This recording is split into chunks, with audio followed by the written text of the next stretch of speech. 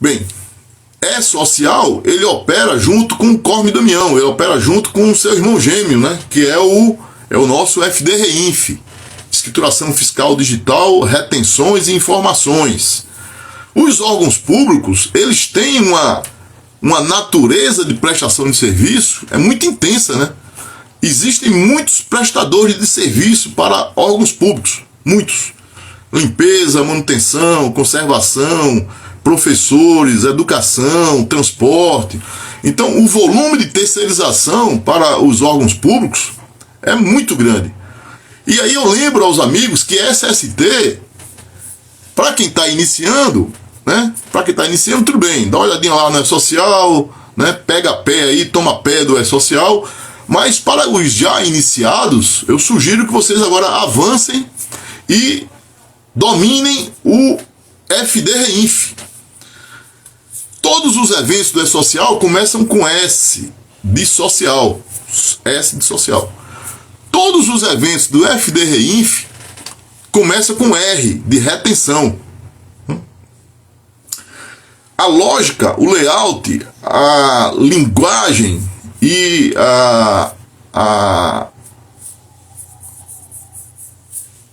sintaxe, né, em termos de português, né, de língua, né, a sintaxe falada pelo FD-Reinf é exatamente a mesma do E-Social. Então, quem já está iniciado no E-Social vai ter muita facilidade de desenvolver o conhecimento na área de FD-Reinf. E aí fazer um aporte na consultoria, junto aos órgãos públicos, nesse mesmíssimo período, né, obrigação a partir de 1º de janeiro de 2023, consigo as obrigações de retenção na FD-Reinf. Perceba, estamos diante de um momento muito fértil, né? Porque os órgãos públicos deixam de fazer a DIRF, Declaração de Retenção de Imposto de Renda à Pessoa Física, porque o E-Social substitui a DIRF. Esse informe de rendimento que vai para a mão do trabalhador é oriundo agora do E-Social.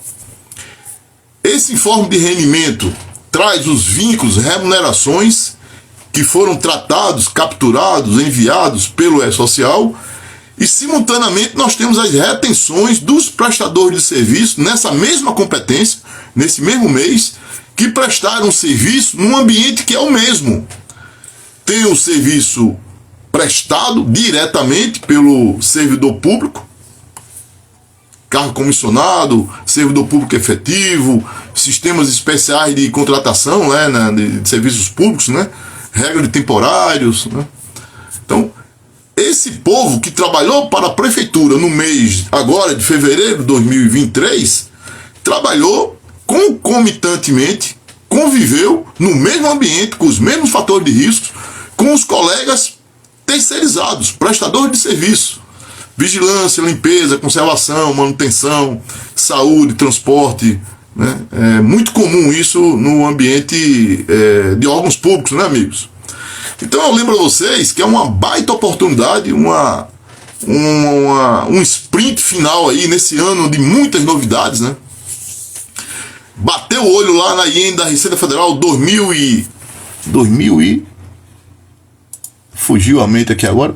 2043, novíssima IN da Receita Federal sobre FD-Reinf, né? Novíssima em termos, né? Ela já tem aí um ano já, mas pra galera de SST é novíssima, víssima mesmo, assim. A galera não tem esse hábito, né, de ler norma tributária relacionada a SST. E eu lembro que as retenções para esses mesmos ambientes que convivem trabalhadores, mão de obra direta com a prefeitura e a mão de obra indireta via intermediação de uma empresa prestadora de serviço com cessão de mão de obra, cabe à prefeitura fazer a retenção nos termos da IN 2043, segundo o veículo de captação que é o FD-Reinf. Tranquilo, amigos? Então, tem lá um ambiente hospitalar com mão de obra direta, que vai a informação via E-Social, indicando no evento 1200, no tag 73, o código 4, 25 anos, 6% de incidência tributária sobre a remuneração desse trabalhador que está lá no hospital, mão de obra direta, ok, informado no E-Social corretamente, tem o 2240 dizendo que ele trabalha, né, no risco, né, tem lá o código de risco 0401001, que é trabalho em estabelecimento hospitalar, com contato com pessoas portadoras de infecto contagioso, ou opera, manuseia produtos contaminados, né, hospitalares, né. Então tem o gari, tem um coletor de lixo. Esses trabalhadores já estão considerados no 2240 por conta da carga ambiental, da carga nociva, mórbida ambiental. E essa informação, ela foi batida, né, ela foi concatenada com a contabilidade, com a folha de pagamento, com recursos humanos, que informou lá no 1200, no TAG 73, informou o código 4, 6%. Então nós temos dois códigos aí dois campos importantíssimos. O campo 27, que é o código de agentes nocivos lá no 2240. Esse código está dizendo biológico. A repercussão tributária desse código é o 73, lá no 1200, colocando o código 4. Que puxa a base de cálculo desse trabalhador, remuneração, puxa essa base de cálculo, 6%, e oferece a tributação à Receita Federal. Isso é enviado para DCTF Web, que é a Declaração de Créditos e Débitos Tributários Federais, DCTF Web. Tudo na rede de computadores, web. Então, E-Social informa a remuneração, diz qual é a remuneração afetada pelo meio ambiente. Essa informação está concatenada, ela está lastreada por esses dois eventos, o 1200 e o 2240, correto? Tranquilo, pessoal? Agora imagina que nesse mesmo ambiente, a prefeitura contratou um prestador de serviço que convive, que respira, que opera nesse mesmo ambiente que você já considerou para o trabalhador direto, no 2240 e no 1200 da prefeitura, já foi enviado isso para o E-Social, na mesma competência, foi enviado que este ambiente é código 4, portanto, deve pagar o FACET, e que há exposição ao fator de risco biológico. Será que o prestador de serviço está fazendo igualmente a prefeitura, está fazendo esse lançamento no respectivo E-Social dos prestadores de serviço? Primeira pergunta. Segunda pergunta. Os LTCATs, eles estão conversando? Ou os PGRs, eles estão harmônicos? Que o PGR pode substituir o LTCAT. O PGR da prestadora, para aquele ambiente, que é o mesmo ambiente, deve estar harmônico com o PGR do hospital, que faz parte do prefeitura, faz parte do município. Essas informações estão compatíveis? Estão coerentes? Harmônicas? Terceira pergunta. A prefeitura fez a retenção do adicional para custeio do FACET?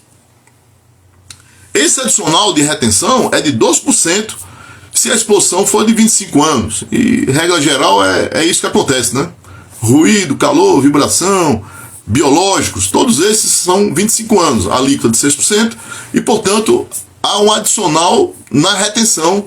O ordinário é 11%, com um acréscimo do FACET vai a 3% da retenção da nota feita pelo contratante, prefeitura.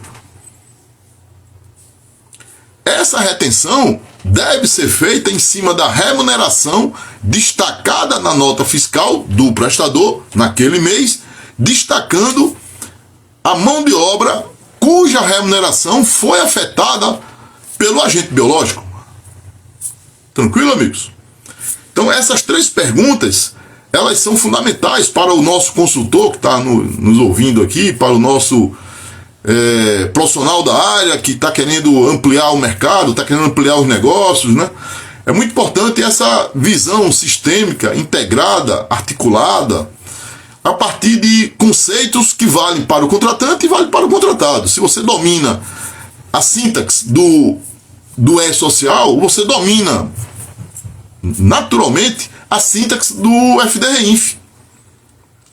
Essas 3 perguntas que eu fiz sobre terceirização, gestão de terceiros, gestão de mão de obra, em relação ao contratante, vale para o contratado. Porque se o contratante exagerou a dose e meteu 3% para todo mundo, indistintamente, apesar de você ter feito o destaque na nota, dizendo, ó, daqueles 100 mil reais do faturamento daquele mês, relativo a 100 trabalhadores, apenas 10 estão na situação de mão de obra, remuneração afetada pelo meio ambiente de trabalho, afetada pelo biológico. E aí houve um excesso de retenção, porque o contratante lavou as mãos, passou o rodo, jogou 3% para todo mundo, e aí você deveria ter 3% apenas nos 10 mil reais da nota fiscal, cujo valor total é de 100 mil. Só que o contratante meteu 3% dos 100 mil. Né? Então, em vez de pagar R$ 1.300, você pagou 13 mil reais, porque o contratante achou por bem desconsiderar o teu destaque da nota fiscal, achou por bem desconsiderar o teu PGR, teu LTCAT, enfim, achou por bem lavar as mãos e jogar você para bater boca com a Receita Federal. É assim que funciona, pessoal. Então você pode ser um consultor desse contratante, órgão público, assim como pode ser um consultor desse contratado, prestador de serviço para o órgão público. E você pode trabalhar para os dois. Nada impede que você trabalhe para os dois. Seria até uma forma muito racional de você vender o seu serviço, porque você vai conhecer o ambiente de trabalho e você vai vestir a roupa conforme o figurino ali, né? Então, o figurino do contratante, o figurino do contratado, retenção ordinária de 11%, retenção de acréscimo mais 12% por conta do FACET, Financiamento Aposentado de Condições Especiais do Trabalho. Diz a IN 2110 da Receita Federal que você deve distinguir na nota fiscal por competência, por mês, mão de obra, material, equipamento, essa mão de obra afetada ou não pelo fator de risco, quem seja o A7/FACET. Então, você vai dar essa consultoria, vai estruturar a documentação da prestadora de serviço em relação às bases materiais, segundo as quais o prestador de serviço informou o E-Social e o prestador de serviço teve a sua retenção feita pelo contratante, a retenção feita na FDR-INF. Perceba, quem faz a FDR-INF é o contratante, não é o contratado.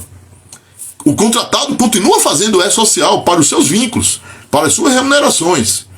O que acontece é que na relação de cessão de mão de obra, o contratante ele tem ali a precedência tributária e ele escapa do polo passivo da relação jurídico-tributária, uma vez que ele fez aquilo que lhe cabia, que era a retenção.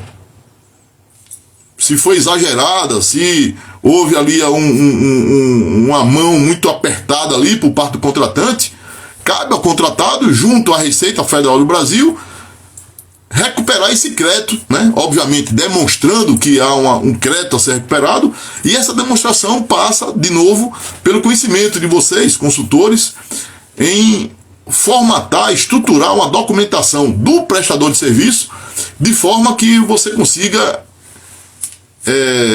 instaurar um procedimento de recuperação, restituição, compensação, recuperação de crédito, em relação a um excesso de retenção produzido pelo contratante. Vocês estão vendo que a SST tem uma nova abordagem aí, amigos? A SST tem um novo campo de trabalho. A SST comparece de forma muito forte nas regras de negócio, no faturamento, no financeiro, no fluxo de caixa. A SST está falando agora diretamente com fluxo de caixa da prefeitura e do contratado.